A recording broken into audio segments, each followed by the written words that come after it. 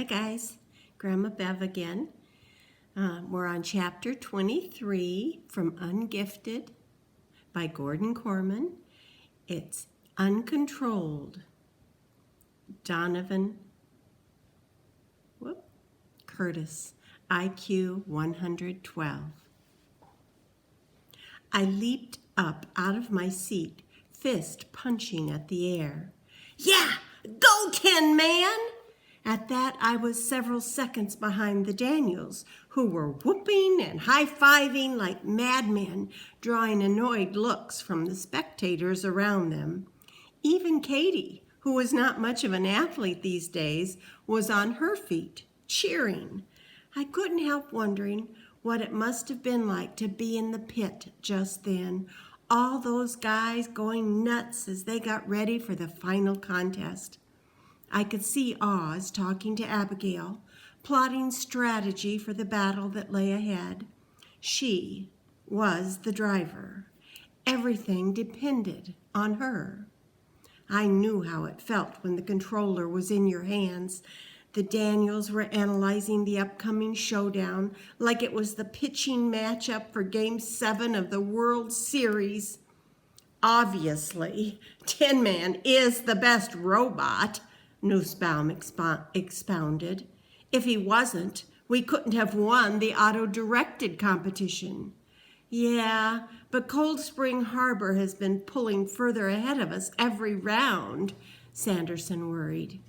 If we can't pick up our driving, we're toast. Considering those guys had come to make fun of the parts of the meet that they didn't sleep through, they seemed pretty involved in it now. It took about 20 minutes to set up the grand finale, which involved having the robots place inflated rings of different sizes onto strategically placed pegs.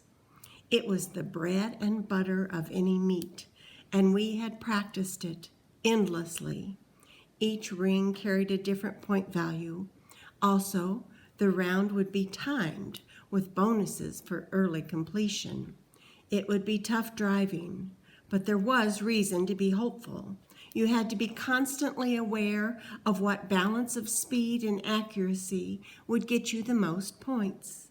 A guy like Noah could spit out calculations like that faster than a computer. A tense silence fell in the auditorium as the four robots were moved into their positions on the floor.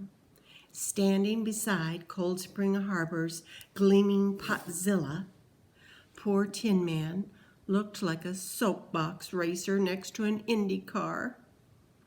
Albert Einstein's banana barely reached the lowest position of the front runner's lifting arm. Tin Man versus Potzilla. David versus Goliath. The whistle blew and they were off. Chloe slipped a green ring around one of Tin Man's lifting forks, and our robot started across the course. The four competitors placed their first rings successfully, but Abercrombie Prep was beginning to fall behind as they came back for more. "Let's go, Tin Man," barked Sanderson. "You can do it, dude," Nussbaum added. I held my breath when I saw the next ring. It was one of the black ones. Small ring, small hole, harder to handle, but with the highest point value. Orchard Park wasted precious seconds tightening a loose wheel. Tin Man lumbered back toward the pegs. The lift mechanism rose almost to its apex. It was going to be tricky. One false move and that ring would hit the floor, taking the Academy's hopes with it. The tiny ring found its place. The auditorium burst into applause, and Tin Man swung around for the next pass. Potzilla was hot on his heels, but with our hardest ring already in place, it was advantage Tin Man. Our next ring was pink, the largest, and that was when it happened. As Tin Man crossed the floor, Potzilla put on a sudden burst of speed. The swerve seemed completely natural, but it was just enough for one of the arms to sweep into Tin Man's path.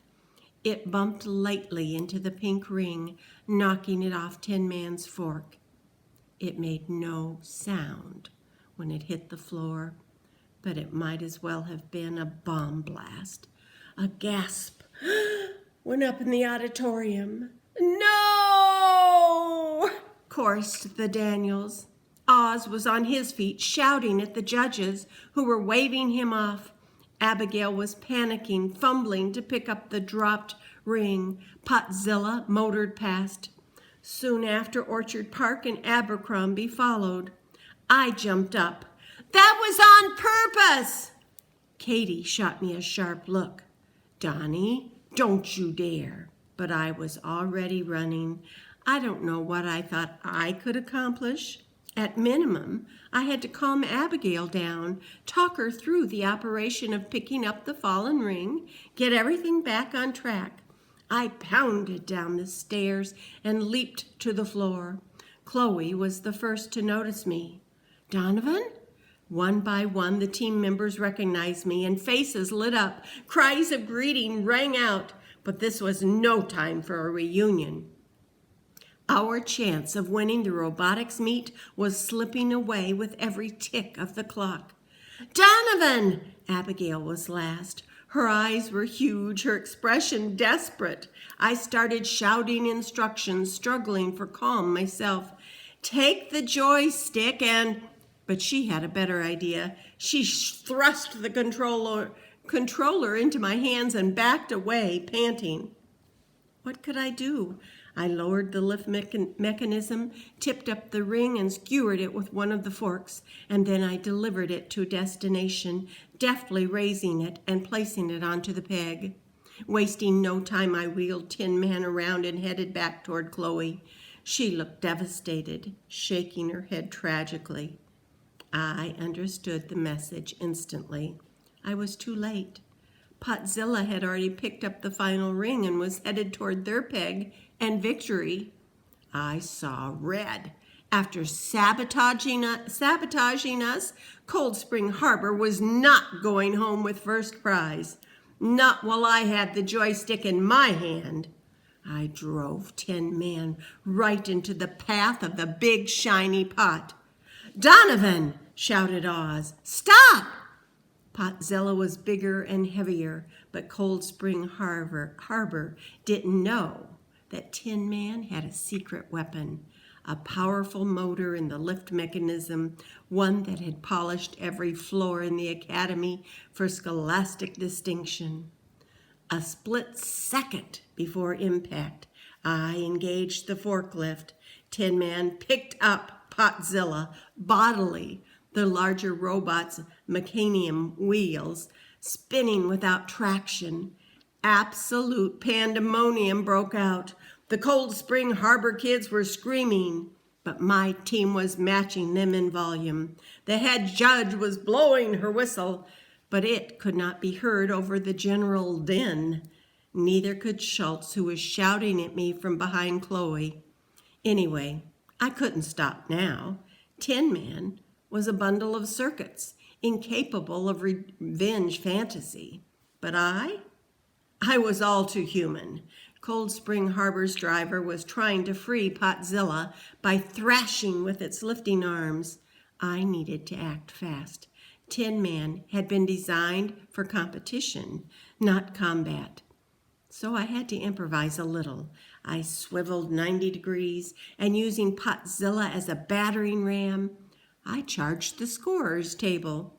Oz hollered, "Donovan!"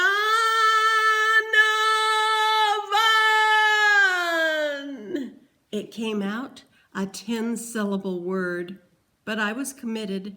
The judges scrambled for cover as I slammed that big pot right into the steel-reinforced corner of the table. Potzilla bounced off, dented. One lifting arm hung limply by its shiny bulk. The other reached for Tin Man with evil intent. I backed my robot away. A shriek behind me penetrated even the chaotic noise of the crowd. Noah bounded onto the scene. He snatched up one of the judge's abandoned chairs and brought it down, wide world of wrestling style, on Potzilla's polished crown. A wham! And then again, wham, wham, wham! If the cybernetic pot hadn't been finished before, it was finished now. It wobbled once and keeled over. Lying there, an upended cockroach, wheels turning like struggling legs. The auditorium had been rocking with excitement, dismay, horror, laughter, and outrage. But now that the action seemed to be over, a strange hush fell as people waited to see what would happen next. Considering the craziness of the situation, it was a strangely familiar moment to me. The impulsive act was over, but the consequences had not yet descended on my head. It was as if time had ground to a halt and we were all frozen there. What the future held, I couldn't predict, but I had a sense that it had something to do with Dr. Schultz pushing through the throng toward me, his face a thundercloud. A high-pitched voice suddenly cut through the eerie silence. "Donnie!" It was Katie struggling down the grandstand steps. "Donnie! It's time!" I was so wrapped up in the insanity that I wasn't thinking straight. Time for what? But Chloe wasn't like me. She was in the gifted program for real. "The baby!" she exclaimed. "Katie's having the baby!" Next chapter, Unexpected. Chloe Garfinkel, IQ 159.